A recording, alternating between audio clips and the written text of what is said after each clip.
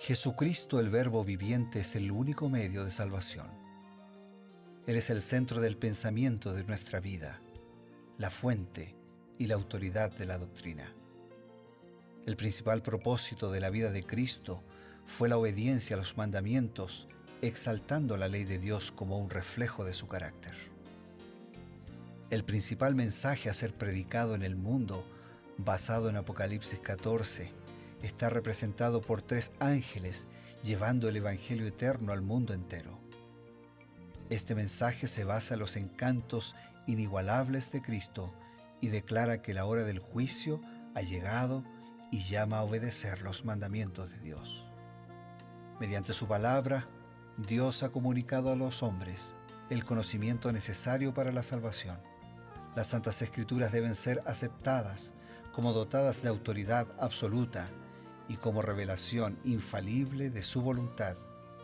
Y aunque el canon de las Escrituras inspiradas está cerrado, el Espíritu Santo continúa iluminando, amonestando y confortando al pueblo de Dios a través del testimonio de Jesús, el Espíritu de profecía.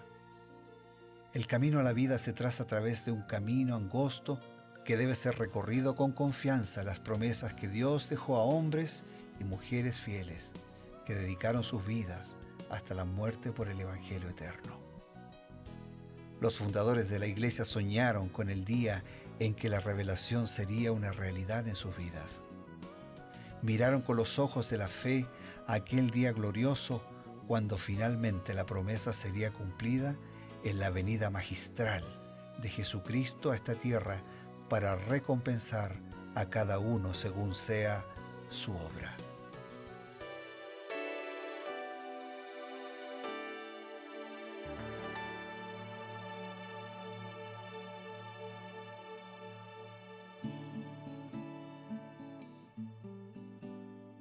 Queridos amigos, estamos ya para comenzar su programa Creed en sus profetas.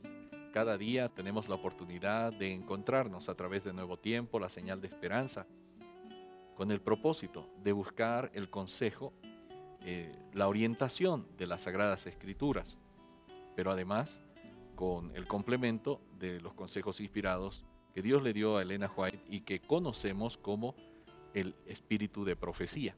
Así está también denominado en las Sagradas Escrituras.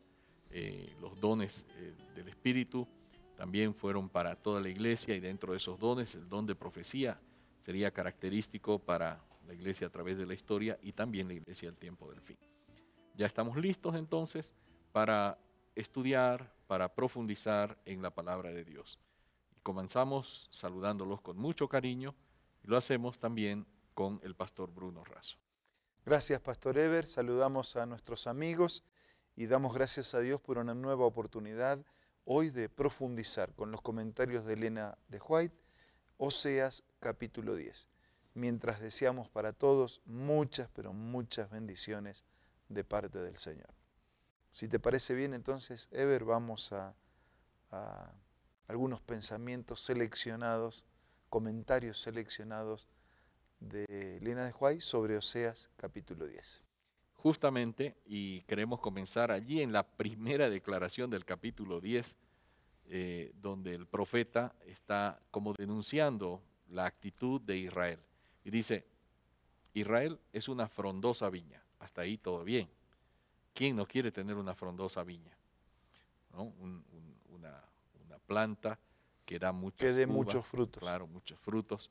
Pero dice que da abundante fruto para sí mismo. No hemos visto una planta que se coma sus propios frutos, ¿no? Es un lenguaje figurado. Pero el pueblo de Israel producía frutos y no los compartía, no los daba a nadie, no estaba cumpliendo su misión. Así que estamos viendo aquí un fenómeno muy especial, muy particular. ¿Qué nos dice Elena White respecto a esta figura que nos está mostrando el pueblo de Israel? En el libro El Discurso Maestro de Jesucristo, página 50, ella habla de eso que puede resumirse así en una palabra, el fariseísmo, ¿no? Y habla de esta manera. El profeta Oseas había señalado lo que constituye la esencia del fariseísmo en las siguientes palabras. Israel es una frondosa viña que da abundante fruto para sí misma. En el servicio que profesaban prestar a Dios, los judíos trabajaban en realidad para sí mismos. Su justicia era fruto de sus propios esfuerzos para observar la ley, conforme a sus propias ideas y para su propio bien egoísta. Por lo tanto, no podía ser mejor que ellos. En sus esfuerzos para hacerse santos, procuraban sacar cosa limpia de algo inmundo. La ley de Dios es tan santa como Él, tan perfecta como Él. Presenta a los hombres la justicia de Dios. Es imposible que los seres humanos, por sus propias fuerzas, observen esta ley, porque la naturaleza del hombre es depravada, deforme y enteramente distinta del carácter de Dios. Las obras del corazón egoísta son como suciedad y todas nuestras justicias como trapo de inmundicia. Qué buen tema. El fariseísmo es un extremo, el liberalismo podríamos decir es el otro extremo. El fariseísmo es lo que nos lleva a pensar de que yo soy bueno, de que yo soy justo, de que yo puedo, ¿no? De que yo puedo hacer algo para asegurarme la salvación. Sí, las ilustraciones bíblicas de esto están en cuando Jesús habló de la historia, ¿no?, del publicano y del fariseo. Claro. Esto ilustra clarito. El publicano dice, estaba en un rincón, la cabeza agacha, y dice, Señor, por favor, sé propicio a mi pecador. Está reconociendo su pecado, está admitiendo que necesita del Señor, y cuando le dejamos lugar, el Señor actúa y resuelve nuestro problema. El fariseo, ¿qué hacía? Señor, te doy gracias porque yo no soy como los otros, yo hago esto, yo ayuno, yo oro, yo voy a la iglesia, yo doy diezmos. Y le miró con el rabillo del ojo al publicano. Claro, cuando dijo no soy como los otros, estaba diciendo no soy como ese que está ahí. Sí. Se consideraba mejor, pero en realidad era peor, porque esa actitud farisaica es la que no le permite a Dios actuar, porque Dios no puede actuar violentamente, o sea, por imposición, tengo que darle permiso, y el fariseo no le da permiso. El fariseo es el enfermo que se siente sano. Claro. Entonces el médico no puede actuar, él no va a tomar medicina porque él está sano. Entonces es lo que después Apocalipsis va a ilustrar en otro contexto, ¿no?, de la tibieza. Claro. Se siente bien, no tiene necesidad de nada. Y el fariseísmo nos conduce a la destrucción, porque no nos lleva a resolver el problema del pecado, sino que profundiza nuestra pecaminosidad delante de Dios. ¿Hay diferencia entre presentar méritos propios y el hecho de buscar de alguna manera la santidad? Es ver, ¿cuántos méritos nosotros serían aceptables para alcanzar la salvación? O sea, ¿cuántos méritos tenemos que juntar para decir, Señor, me merezco la salvación? No hay. La Biblia es clara, no hay cosa, no hay nada. O el que quiere hacerlo como vimos en otros programas, con penitencias o con ceremonias o con ofrendas. ¿Cuánto habría que juntar? Claro.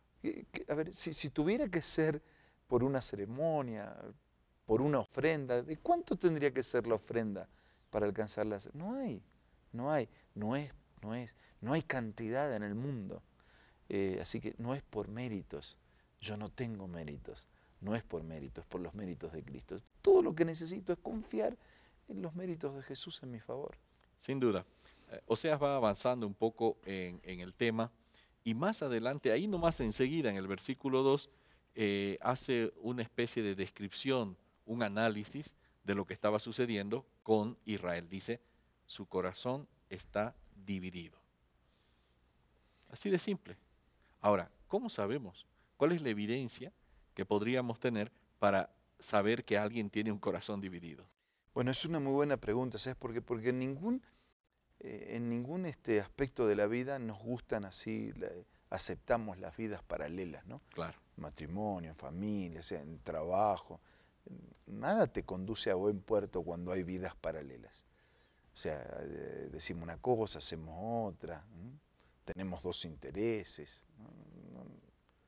¿Y qué pasa con este tema? Corazón dividido. En el libro Cada día con Dios, página 8, Elena de White dice, muchos están en el territorio encantado del enemigo. Cosas superfluas como fiestas fatuas, cantos, bromas y chistes ocupan sus mentes, de modo que sirven a Dios con corazón dividido. Cuando hacen estas cosas, un ser invisible se encuentra entre ustedes. Satanás está presente con regocijo infernal. No se presta atención a esta declaración de Cristo. Ninguno puede servir a dos señores. O sea, no está aquí criticando, condenando el buen humor. Hay lugar, el cristiano tiene que ser alegre, tiene que ser feliz, tiene que saber enfrentar con alegría aún las dificultades. O sea, no está aquí cuestionando el buen humor, el sano humor. Lo que está aquí diciendo que cuando vivimos así de la superficialidad, de lo superfluo, cuando vivimos de chistes, de bromas que dañan, que hieren, que lastiman, cuando parece que servimos a Dios, pero en realidad estamos pretendiendo servirnos a nosotros mismos. Cuando lo que hacemos, lo hacemos no por la función o por la misión, sino por el poder que pretendemos alcanzaremos por hacer esa determinada tarea. Entonces estamos con corazón dividido y si hay alguien a quien no nos podemos presentar con corazón dividido pensando que nos va a ir bien es con Dios. Sin duda. Pues yo puedo presentar un corazón dividido con mi esposa, con un amigo, contigo, pero con Dios no puedo. Dios sabe que mi corazón está compartido con otro, mis afectos, mi tiempo, mi interés, mis ganas. Entonces tenemos que ser delante del Señor indivisos, de una sola pieza, y amarlo de todo corazón. Muchas gracias, pastor. Entonces ya sabemos, tenemos que evitar esta actitud que el enemigo está esperando. A veces queremos tener las cosas de ambos mundos, del mundo cotidiano que está alejado de Dios y también del mundo creyente que quiere acercarse a Dios. No podemos servir a dos señores, dijo Jesús. Vamos a tener algunos consejos importantes y enseguida retornamos. Hola amigos, leamos juntos esta cita acerca del rey David. El amor que le inspiraba, los dolores que le oprimían, los triunfos que le acompañaban eran temas para su pensamiento activo, y cuando contemplaba el amor de Dios en todas las providencias de su vida, el corazón le latía con adoración y gratitud más fervientes. Su voz resonaba en una melodía más rica y más dulce. Su arpa era arrebatada con un gozo más exaltado, y el pastorcillo procedía de fuerza en fuerza, de sabiduría en sabiduría, pues el Espíritu del Señor lo acompañaba. Esta cita la encuentras en el libro Reflejemos a Jesús, que es parte de la colección de Elena G. de White, que puedes descargarlo de la aplicación en el App Store o en el Play Store. También puedes buscar estos libros en la página www.editorialaces.com.